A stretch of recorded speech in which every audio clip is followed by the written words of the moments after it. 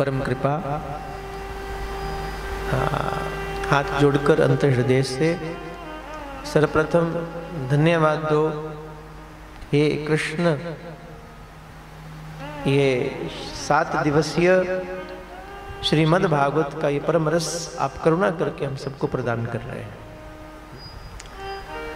बड़ी ईमानदारी के साथ यहाँ बैठकर कथा श्रवण करें। ये सनातन यात्रा आज 11 तारीख है, 11 से 17 तक नित्य प्रति इसी समय है ना, गर्मी सर्दी चलती रहेगी। अपना मन प्रभु से प्रार्थना करे, कथा में चले, कथा का रस मिले, क्योंकि कथा अमृत है। श्रीमद् भागवत दशम स्कंद गोपिका गीत 9वां श्लोक।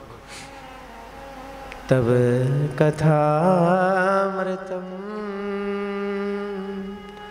तप्त जीवनम कविभिरीडितम कल्मषापहम् तव कथामृतम तप्त जीवनम कविभिरीडितम कल्मषापहम् श्रवणमङ्गलम् श्रीमदाततं भुवि गृह्णन्ति ते भूरिदा जना। भुवि गृह्णन्ति ते भूरिदा जना। भूमि गृह्णन्ति ते भूरिदा जना। गोपिकाएं कह रही हैं, हे कृष्ण आपकी कथा अमृत है। ये जो रसादन बैठकर आप ये रसास्वादन कर रहे हो, ये परम अमृत है। तप्त जीवनम, जो हमारे तप्त जीवन को तृप्त करता है। कितनी विक्षिप्तताएं जीवन में, महासंग्राम, बड़ी बड़ी विडंबनाएं, लेकिन उन सब से निकलने का जो मार्ग है वो कथा देती है। आपको आवाज समझ आ रही है प्रॉपर? आपको क्लियर है? पीछे ठीक है, आपको क्लियर है? ये वैसे जो ज्यादा हवा का सहारा लेके बैठे हो ना, इधर का सहारा लेना था।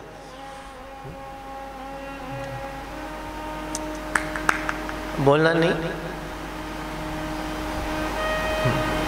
थोड़ा आगे भी जगह खाली पड़ी है, व्यवस्था थोड़ी बना लो। वैसे आप आओ, आगे आ जाओ। ये देखो पीछे कितनी जगह।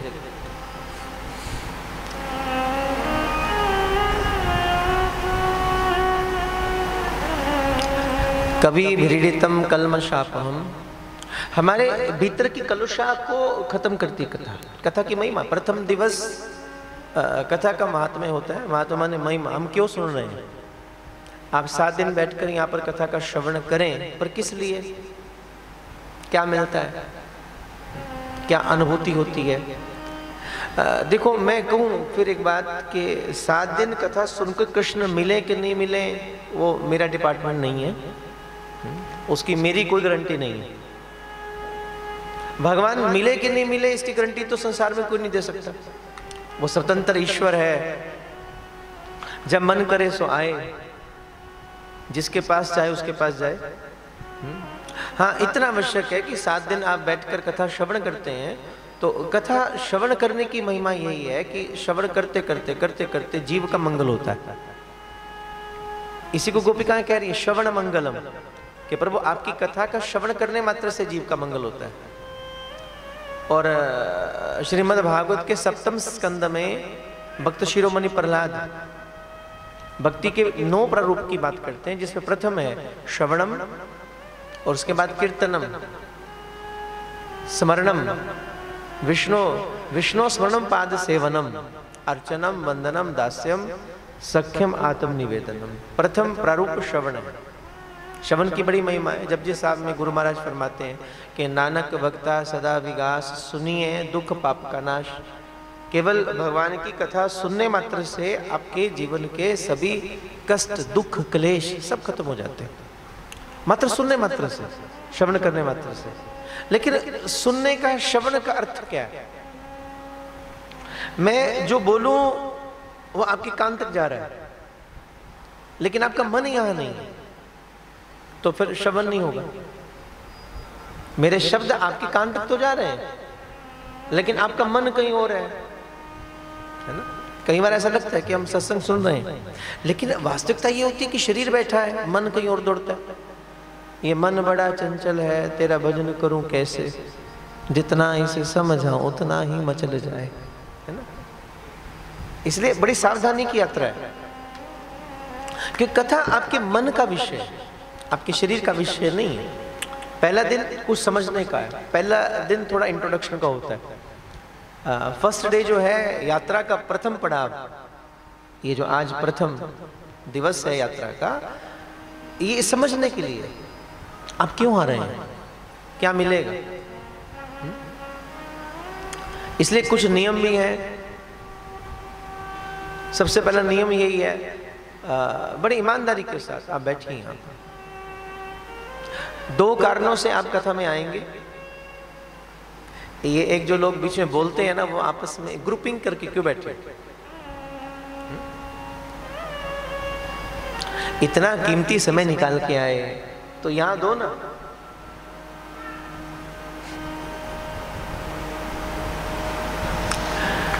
कृष्णार्थी या धनार्थी, ये 2 कारणों से आप कथा में आते हैं। प्रथम कृष्णार्थी। कृष्णार्थी का अर्थ होता है आप भगवान के लिए आ रहे हैं, आप कृष्ण के लिए आ रहे हैं। और धनार्थी का अर्थ है, धन केवल पैसा नहीं होता, धन माने कृष्ण को छोड़ के, परमात्मा को छोड़कर जो भी आपके मन में इच्छा है वो धन के अंतर्गत है। आप 7 दिन बैठ रहे हो, किस लिए? धन चाहिए। हमें यहां बैठकर कथा सुने, हमारा बिजनेस बहुत अच्छा चले, संतान सुख की प्राप्ति हो जाए। हम कथा सुने, हम कथा करवाएं, थोड़ी हमारी प्रतिष्ठा बन जाए, थोड़ा लोग हमें और जानने लगे, थोड़ा हमारी डेजिग्नेशन बढ़ने लगे। ये समस्त कामनाएं धन के अंतर्गत है। ऊंची पद प्रतिष्ठा की प्राप्ति में हो जाए। किसी भी प्रकार की इच्छा जो कृष्ण को छोड़कर आपके मन में है वो धन के अंतर्गत है, वो धन के अंतर्गत आती है। तो ये 2 कारण है कथा में आने के, या तो आप कृष्णार्थी बनकर बैठे हो या फिर आप धनार्थी बनकर बैठे हो। अब पहले मन से पूछो आप क्यों आए हो। अगर सुनने वाला धनार्थी है और सुनाने वाला कृष्णार्थी है तो फिर कथा में रस नहीं आएगा। अब सुनने वाला तो इसलिए बैठा है कि महाराज जी कोई ऐसी फॉर्मूला बताओ, ऐसा सूत्र बताओ जिसको करने से हमें खूब धन आए, कोई ऐसा तरीका बताओ जिससे हमारे जीवन की कलह कलेश सब खत्म हो जाए, हमें संतान की प्राप्ति हो, सुख की प्राप्ति हो, समृद्धि की प्राप्ति हो, है ना। मन में ये इच्छा लेकर सुनने वाला बैठा है, और सुनाने वाला कृष्णार्थी बन के बैठा है। वो बात करेगा जिससे आप भगवान के करीब आओ। तो भावना में भेद हो गया, विचार में भेद हो गया, तो आपको रस नहीं आएगा, आपको रस नहीं आएगा। अब मान लो सुनाने वाला धनार्थी है और सुनने वाला कृष्णार्थी हो, तब रस आएगा? तब भी रस नहीं आएगा, क्योंकि सुनाने वाला बात करेगा धन की, संसार की, और सुनने वाले की इच्छा कृष्ण की है, तो रस नहीं आता। रस कब आएगा कथा में? सुनने वाला भी धनार्थी, सुनाने वाला भी धनार्थी, तो रस आएगा? बोलो हाँ कि ना? आएगा। खुल के बोलो, मुस्कुरा के बोलो, आएगा। सुनने वाला भी धनार्थी है, सुनाने वाला भी धनार्थी है, तो रस आएगा, क्योंकि विचार एक हो गए ना। अब सुनने वाला भी कहता है कोई ऐसा नुस्खा बताओ पैसा बरसे, और सुनाने वाला भी यही चाह रहा है ऐसा ही होना चाहिए, तो विचार एक हो गए, भावना एक हो गई, तो नेचुरली आपको कथा में रस आएगा, लेकिन आनंद नहीं आएगा, परम रस नहीं आएगा। जो कथा देना चाहती है वो आप नहीं ले पाएंगे। वो रस कब आएगा? जब सुनने वाले भी केवल कृष्णार्थी बनकर बैठे और सुनाने वाला भी केवल कृष्णार्थी बनकर बैठे, सुनने वाला भी केवल भगवत प्राप्ति के लिए आए और सुनाने वाला भी केवल भगवत प्रेम के लिए आए, तब कथा में परम आनंद की प्राप्ति होती है। श्री वृंदावन बिहारी लाल की जय। हाथ उठाकर बोलो ना प्रेम से, श्री वृंदावन बिहारी लाल की जय। श्रीमद् भागवत महापुराण की जय। जब भी हो ना तो प्रयास करो, जब जयघोष हो तो पूरे हृदय से बोलो महाराज, मुस्कुरा के बोलो, आनंद से बोलो और हाथ उठा के, ताकि आपकी ऊर्जा ऑटोमेटिकली ऊपर की ओर उठे पूरे आनंद के साथ। क्योंकि आप श्रीमद् भागवत की शरण में हैं, तो मैंने पहले कहा आप प्रणाम करो कि प्रभु आपको कोटि कोटि नमन, आपने बड़ी कृपा करके हम लोगों को बुला रहे हैं। आप ऐसी कृपा करना, ऐसी करुणा करना। ये समय, ये जो 3 घंटे की प्राप्ति हो रही है, 3 बजे से 6 बजे तक कलिकाल है। हम कलिकाल के जीव में, बड़ी लंबी लंबी साधनाएं हमसे नहीं होती, बहुत तप हमसे नहीं होता, बड़ा कठिन पड़ती है महाराज। बैठना बड़ा मुश्किल लगता है, घंटों साधना करना बड़ा मुश्किल है। और सबसे गजब की बात ये होती है कि आंख खोलकर इतने ख्याल नहीं आते, आंख खोलकर इतने विचार नहीं आते। थोड़ी आंख बंद करो, हजारों विचार आपके मन में आने लगेंगे। मन कहाँ से कहाँ दौड़ने लगता है, भटकता रहता है। तो कथा किस लिए? मन के भटकाव को खत्म करने के लिए, मुक्ति। यस्या श्रवण मात्रेण मुक्ति करतल स्थितः। श्रवण करते करते, सुनते सुनते आपका मन मुक्त हो जाएगा। अभी पहला दिन है ना, थोड़ा मन कुछ बाहर है, कुछ भीतर आएगा। पर जैसे जैसे आप कथा में जाओगे, जैसे जैसे दिन बीतेंगे, आप अनुभव करेंगे, डेफिनेटली यू विल रियलाइज कि धीरे धीरे आपका मन जो है वो कथा के रस में डूबने लगता है। पहले दिन मन पर संसार का असर है, समाज का असर है। आप सब देखना अपने आप को। अभी थोड़ा समाज का असर ज्यादा होगा, अभी थोड़ा संसार ज्यादा चलेगा बीच में। पर जैसे जैसे कथा के दिन बीतेंगे, आप बीच में प्रवेश करोगे, 1 दिन, 2 दिन, 3 दिन, 4 दिन, 5 दिन, 6 दिन, 7वें दिन तक तो केवल सामने भगवत लीला, केवल भगवान की अनुभूतियां, आपके इष्ट, आपके आराध्य आपके सन्मुख होंगे। फिर संसार अच्छा नहीं लगता। इसलिए 7 दिवसीय ये जो मंगलमय यात्रा है, इससे मैं फिर कहूं, भगवत प्राप्ति हो कि नहीं हो वो मेरा विषय नहीं है, वो प्रभु इच्छा चाहे तो वो 1 सेकंड के अंदर आपके सम्मुख आए। जैसे एक बार क्या हुआ, नारद जी किसी वन से गुजर रहे थे, चलते चलते रास्ते में एक योगी दिखे, एक साधु जो साधना कर रहे थे। साधु ने नारद जी को देखा, प्रणाम किया। अब नारद कौन है? परम सदगुरु, जो एक क्षण में आपको यहां दिखेंगे, एक क्षण में आपको वैकुंठ लोक में दिखेंगे। ये कला नारद जी के पास अंतर ध्यान होने की। वो जब चाहे तो आपके सामने आ जाए और जब चाहे तो वो भगवान नारायण के लोक में पहुंच जाए। ये केवल नारद जी के पास है। तो साधु ने देखा नारद जी से और नारद जी को कहा, बोले गुरुदेव आप तो भगवान से मिलते रहते हैं। बोले हाँ, अभी भी मैं वैकुंठ जा रहा हूँ। तो बोले एक काम करेंगे मेरा? बोले क्या? जब प्रभु का दर्शन हो, बस इतना पूछ लेना, मैं कब से यहाँ साधना कर रहा हूँ, कितने वर्ष बीत गए, तब करते करते बस प्रभु से कहना मैं आपकी राह देख रहा हूँ, इतना खबर दे दो कब आओगे। ये प्रश्न किसने किया? साधु ने। वह इतना पूछ लेना नारायण से कि कब आओगे। नारद ने कहा अच्छी बात है, पूछूंगा, तुझे बताऊंगा। तो नारद थोड़ा आगे बढ़े तो आगे एक भक्त था, वो खूब नाम जप कर रहा। उसने भी नारद जी को देखा, प्रणाम किया।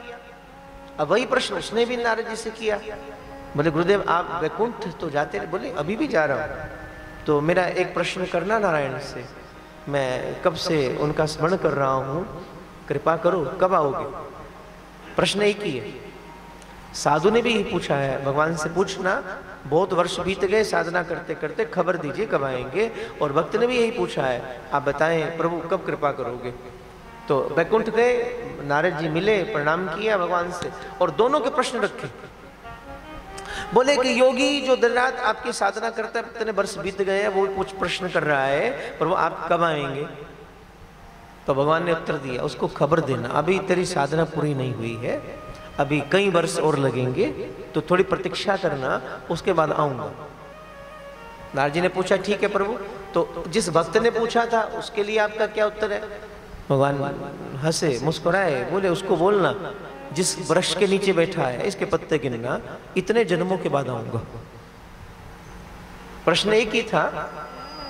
साधु के लिए भगवान का उत्तर है कि अभी कुछ वर्ष और साधना कर फिर आऊंगा, और भक्त के लिए उत्तर है, जिस वृक्ष के नीचे बैठा है इसके पत्ते गिनना, इतने जन्मों के बाद तुझसे मिलने के लिए आऊंगा। अब नारद जी आए वापस और सबसे पहले पहुंचे साधु के पास जिसने प्रश्न किया था। योगी ने पूछा, गुरुदेव मिले आप? बोले हाँ, अभी वहीं से आता हूं। अच्छा, भगवान ने क्या उत्तर दिया? मेरा प्रश्न तो पूछा होगा। बोले बिल्कुल पूछा। उत्तर? बोले प्रभु ने उत्तर दिया। बोले बताइए ना। बोले भगवान कहते अभी तेरी साधना पूर्ण नहीं हुई, अभी तू कुछ वर्ष और इंतजार कर ले, और कुछ वर्षों के इंतजार के बाद मैं आऊंगा। इतनी सुनी साधु तो महाराज कमंडल फेंक दिया, गुस्से से तिलमिला गया। बोले अभी इतना समय और, इतने वर्ष साधना करते करते तन सूख रहा है, अभी भगवान को सुध लेने की खबर नहीं, इतने वर्ष बाद?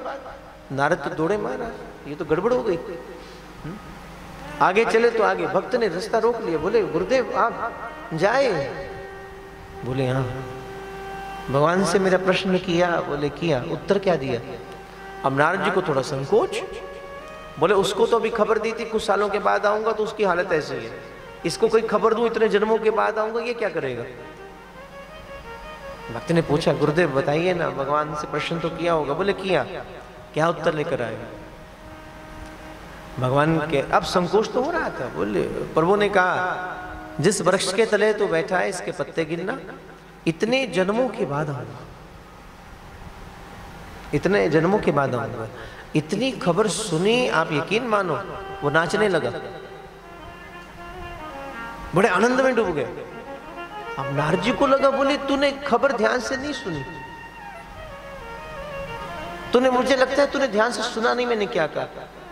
मैंने कहा जिस वृक्ष के तले बैठा इसके पत्ते गिरना, इतने जन्मों के बाद मैं आऊंगा, इतने जन्मों के बाद।